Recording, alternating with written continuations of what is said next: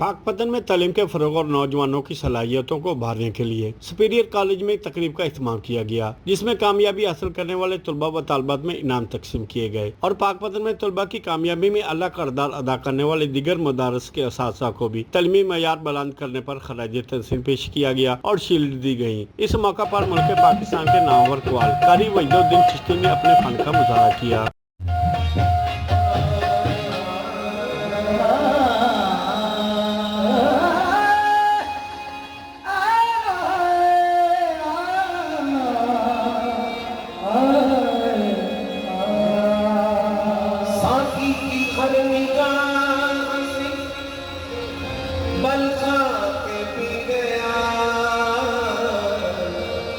लहरों से खेलता हुआ लहरा के फिर गया।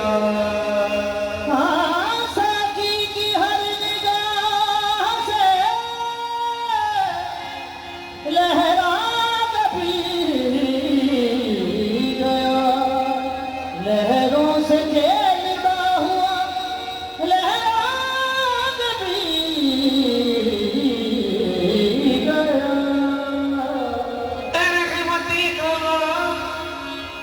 मेरी हर खता मैं गिरता शौक से घबरा गया। ये जो हल्का हल्का ये जो हल्का हल्का सरूर है, जो हल्का हल्का सरूर है, जो हल्का हल्का ये जो हल्का हल्का सरूर है, ये तेरी नजर का कसूर है कि शराब पीना सिखा दिया। जो हल्का